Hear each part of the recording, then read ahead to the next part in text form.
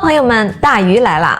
欢迎来到我们的 YouTube 频道，不要忘了点赞、订阅、点亮小铃铛。今天我要和你们侃一侃那些学校里不会教的学科——加密货币的投资防身术。可以说懂得多了能让我们少走弯路。随着主网的临近，我们第一要做的呢，就是保护好自己的资产，还有就是防止被收割。所以大鱼今天总结了9个加密货币的投资知识。第一个当然是选一个好的交易所，很重要。你看交易所就像是买币的超市，有的接受正常法定货币，可以直接用你的信用卡去买，方便得很。有的呢只接受加密货币交易，这种就需要你先有币才能玩。接下来呢得告诉你们怎么充值。其实就是把钱弄进交易平台，换成 U， 再换成你想要的加密货币，这样你才能开始买卖交易。手续费这事儿也得弄清楚，毕竟谁不想省点钱呀？每个交易所都有自己的费率，选的时候呢要擦亮眼睛，这样会帮你省出不少的手续费。你像币安Coinbase、OKX 还有 KuCoin， 这些都是全球排名前10的交易所，你可以根据自己的需要挑一个顺眼的用用。不要忘了我们说明区有专属链接，欢迎使用我们的链接。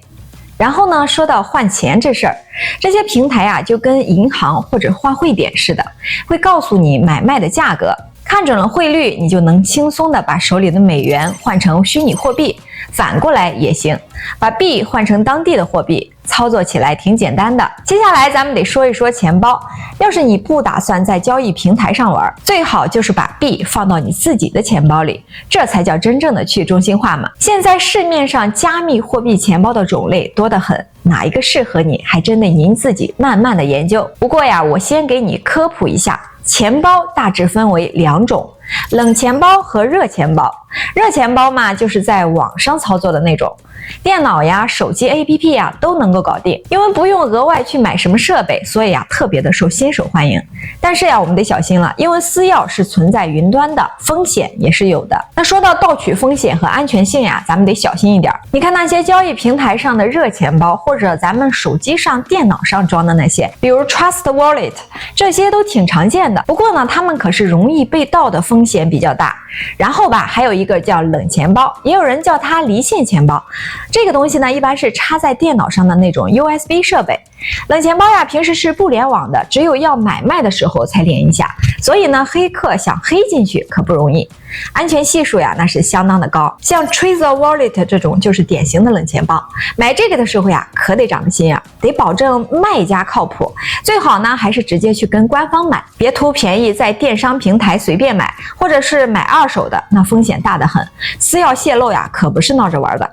接下来呢就是 KYC 认证。 KYC 实名认证英文叫做 Know Your Customer。 简单来说为了金融安全、反诈骗、反洗钱、防治与打击恐怖主义，所以平台需要客户提供相关的资料，通常会要求客户提供身份证明和常住地址。当然了，目前平台都会这么做的原因，就是为了符合政府的监管条件，你也可以把它当成一个参考点。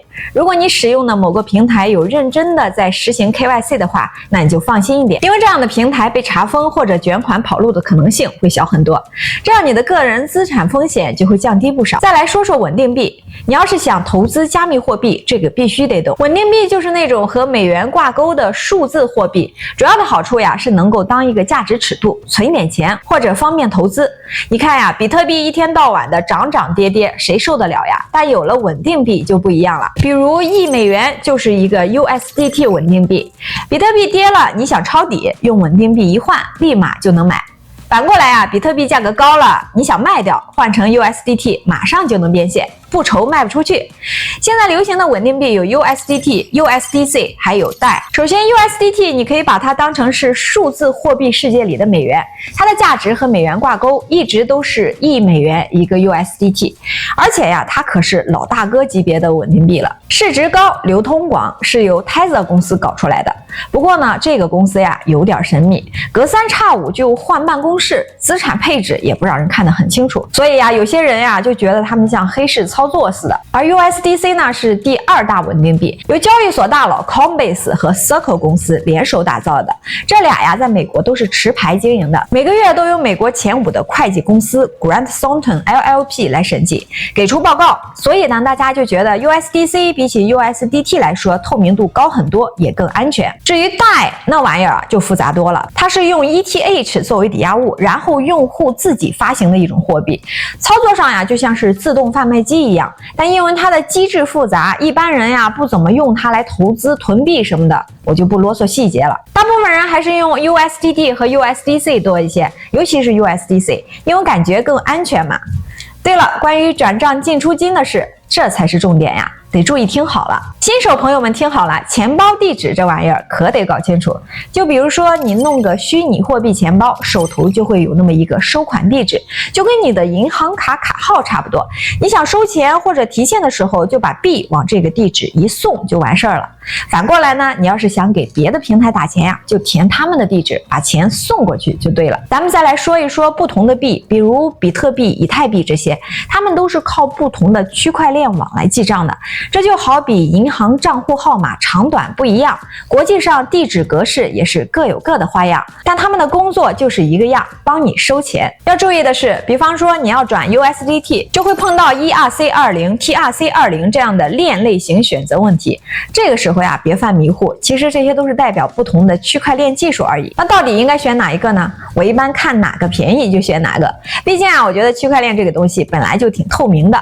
最后再提一句，别忘了手续费和汇率。新手朋友们，让我告诉你们一个新手常犯的错，一上来呀就因为手续费亏了一大堆。这种情况特别容易发生在你用信用卡往交易平台或者交易所里充钱的时候。你知道吗？页面上只会告诉你需要付多少手续费，但真正的坑呀，其实是隐藏在汇率差里面的。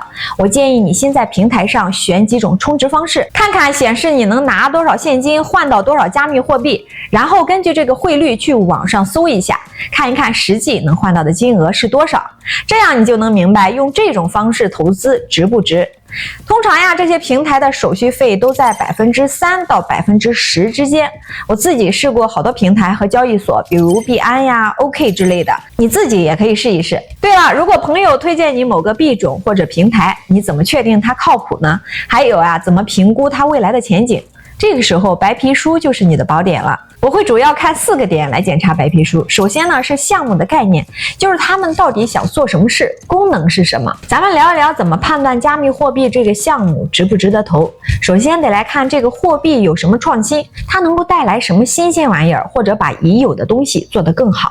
接着呀，就得瞧一瞧团队靠不靠谱，毕竟现在谁都可以弄个币出来，团队里的人得有2下子，技术强不强很重要，这样呀东西才能跑得顺。而且如果团队里有人挺有名的，那宣传起来就方便多了。然后得看看这个币是怎么分配的，比如总共有多少币呀，市面上流通多少呀，还有团队自己手里握着多少。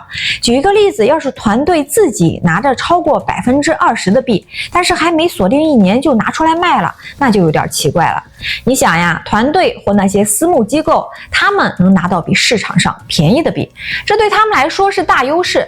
如果他们手上币多，就可能操纵币价，那咱们这些小投资者不就危险了吗？教你一个小窍门，看他们的项目介绍，就像老师批改作业一样，篇幅短不短呀？有没有用几种语言写呀？是不是一堆错别字呀？要是连这都做不好，那就有可能是骗人的。对了，别忘了看看他们有没有涉及去中心化金融，也就是 DeFi， 这可是现在的热门话题。说起这个 DeFi 呀，就想象成是虚拟世界里的银行就行了，自动化程度高，省了不少成本和麻烦，也避免了那些不透明的交易。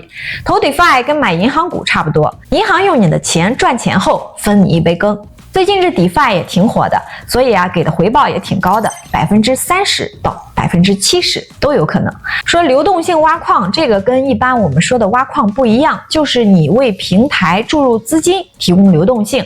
平台呢会以自家的加密货币作为奖励，也就是前面提到的投资 DeFi 的一部分。简单来说呀 ，DeFi 就像是虚拟世界的金融中心，你有机会赚不少，但是呀，得自己先研究研究，玩一玩看。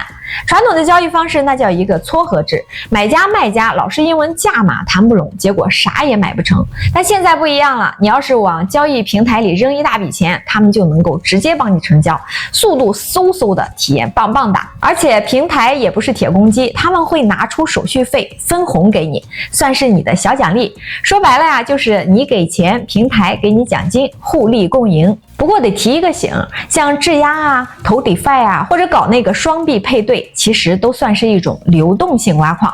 但这里面最大的风险就是，万一哪天平台流动性不够了，或者更糟，被黑客给黑了，那就玩脱了。所以呀，这种挖矿还是有一点点危险。今天呢，咱们就聊这么多，希望这期视频能够帮你们搞清楚加密货币的门道，让你们在投资的时候至少不是一脸懵。记得那句话，投资有风险，下手需谨慎。有什么不懂的或者想要知道的，可以留言告诉我，我尽量给你们总结，做视频分享。